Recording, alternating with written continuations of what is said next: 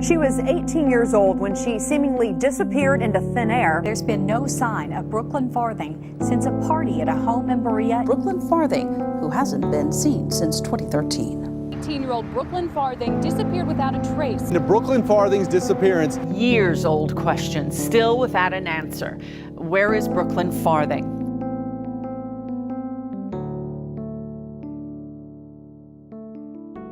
Brookelyn had just graduated high school, so she was in that phase where she didn't really know what she wanted to do. Pursue college, take some time off, have some fun. She was young, sky was the limit. Now, anyone that met her would regard her as bubbly, high-spirited, very sociable, kind, loved animals, and she did what a lot of people in the area would do during their, with their free time. That would be riding four-wheelers, hiking, fishing. You couldn't find anything bad to say about her. This case hits a little close to home because my youngest sister had cheer and dance class together with Brookelyn. They were good friends. I remember seeing her come over to the house quite a few times. So, in a nutshell, she was well liked by everyone. No one had anything bad to say about her. She had no known enemies. But let's get to the day before the disappearance. On June 21st, 2013, Brookelyn and her younger sister Paige would go take their driving test. She'd then attend her grandfather's birthday party, and then immediately after she would attend a friend's birthday party. Around 7 p.m. or 8 p.m., Paige and a cousin decided to leave the birthday party, with Brookelyn remaining behind with a friend. This friend she had plans to stay the night with, and so she had packed her overnight bag for this very purpose. However, those plans would get called off because they would get into an argument and the friend would end up leaving the party early. Brookelyn then left the party around 2 a.m. with two men who were said to be friends. One of those was identified as Josh.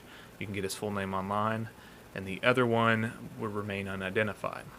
Now, Brookelyn, Josh, and this unidentified male would stop at a horse farm to go riding, and then shortly after would drop the unidentified male off because he had been drinking and it was getting kind of late. Brookelyn would then go with Josh back to his home, arriving around 4 a.m. Josh's home was situated in the Dillon Court block of the Red Lick community off U.S. Highway 421 in Berea. Now, Berea is a small town just south of Lexington in the central part of the Kentucky state.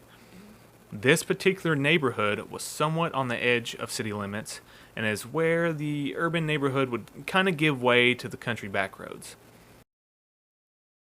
This home had no running water, no electricity, and was currently in foreclosure.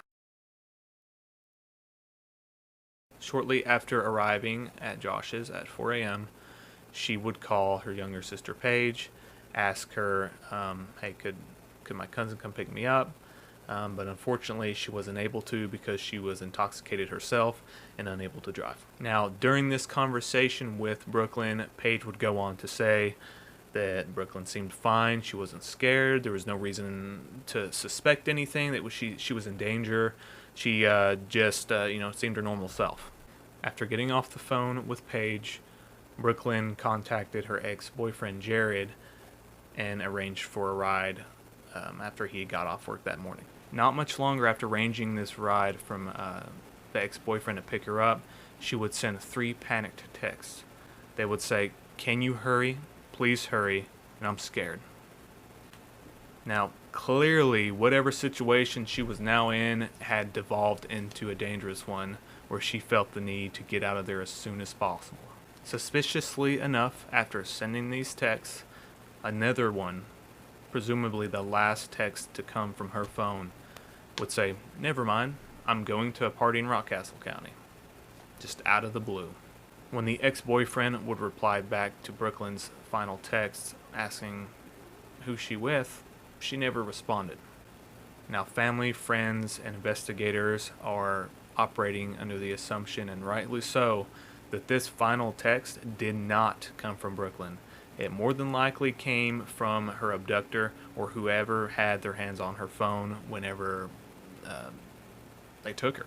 The next day, friends and family would begin to worry about Brookelyn's whereabouts when she failed to show up at a car show in Somerset around 9 and 10 a.m. Between 1 and 2 p.m., panic kind of sets in. No one knows where Brooklyn's at. No one can get a hold of her. And at this point, not a single person knows where she's at. The younger sister, Paige, would contact a friend to get the phone number of the last known person seen with Brooklyn, that being Josh. She then gives the number she got from the friend to Tasha Thomas, who is Brooklyn's older sister. Tasha would call Josh, ask him about Brooklyn's whereabouts, where she's been, has he seen her, and he would give her a very vague description of events.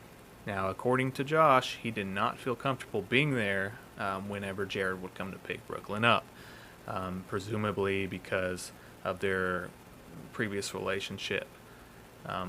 So he would leave the home, go and tend to the horses. I think he was maybe putting them up. And when he returned home, his home was on fire. Before leaving, he would cite that Brooklyn had mentioned something about going to a party in Rockcastle County. There wasn't a whole lot of context of what she was doing or anything like that whenever she supposedly said these things. Tasha and her family sort of, relaxed a little bit and thought to themselves, hey, maybe Brooklyn's phone's dead. Maybe she's asleep. Maybe she's in a situation where she just can't come to the phone. But obviously they did not presume the worst in that very moment. Josh would then call Tasha back, say, hey, as soon as I got home, my house was on fire, particularly my couch, and I believe this is because Brooklyn had been smoking on it. But he was feeling nervous and scared because she was gone. And the only things left behind was her overnight bag and her shoes and essentially everything that she had brought with her except herself and her cell phone. Now, Tasha would point out that it is very, very unusual for Brooklyn to leave anything behind because she was very, very possessive over her things. It didn't matter where she was going. If she was in the same room and she left her stuff there and she would go, I don't know, to the other side of the house, she would bring everything she brought with her to that other room. That's just how it was. She would never leave anything behind. So this made her a little uneasy, knowing that she had left almost everything behind but her cell phone. Josh would go on to call 911. The fire department would arrive and they would extinguish the fire. However, they did note that the nature of the fire was very suspicious. It was only one thing was burned almost in totality. It was the couch. It had actually burned so intensely that it had burned a hole straight through the floor, and majority of the house was fine outside of some smoke damage. 24 hours later, a missing persons report would be filed for Brookelyn Farthing by her mother. Several days after her disappearance, her phone would ping several more times off a cell phone tower in the Blue Lick area, which was only 7 to 10 minutes away from Dillon Court. But on June 25th, it would ping for its last time and go completely dark. Just 5 days after the missing persons report was filed, local law enforcement and other agencies would participate in a 500-acre search around the Floyd Branch Road area and the area behind the home on Dillon Court. This search included an aerial search, which would be helicopters and airplanes, presumably, to search the area, but unfortunately they could not really get a lot from that because the area was so dense with brush and woods. Search dogs would be deployed and the Salvation Army would actually come in to provide food and drinks for all the search teams and parties that would participate. In all, over 16,000 acres would be searched by law enforcement. This would include the Red Lick area, the Owsley Fork Lake area, and smaller bodies of water would be searched by divers, and even people on horseback would, kind of check the back roads and trails and things of that sort to see if anything could be found. Detectives asked around to see if a Rockcastle County party ever existed that she may have went to, according to what Josh said that she had said before she disappeared, but likely it never existed. It's made up. But the search was very thorough, and unfortunately they would call off all foot searches in July of that year. In 2015, a man was mushroom hunting in the area, and he located a skeleton that he believed to be Brooklyn, but that later was disproven. At the time of this video, it's been over 9 years since she's went missing. The case is still active, and to my knowledge there is still a $14,000 reward posted. So if you have any information, definitely feel free to contact one of the sources I posted down in the description below. That is for their Facebook page, and also for the Kentucky State Police. Any information, even the least bit helpful, is important to finding out what happened to Brooklyn. At the very least, guys, her family deserves closure, and Brooklyn deserves justice, and that goes without saying. Now, guys, I have a few theories. Most of this is you were already thinking. So, the last text that was sent definitely was not Brooklyn. I think I said that's a theory, but I feel really strongly that that was whoever took her.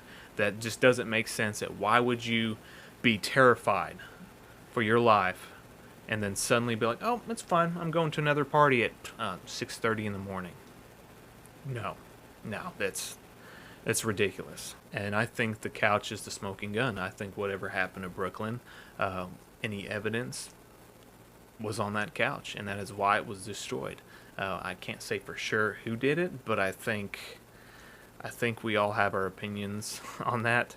But that's the smoking gun. That would hold the key to finding out what happened to her, and I think that's why it was burned, and that's conveniently the only thing that was burned in that house. Well, guys, thanks for coming and checking out the video. Like I said, if you have any information relative to this case you think might be helpful, do not hesitate to reach out to the sources listed in the description. Until next time, I'll see you on the next one.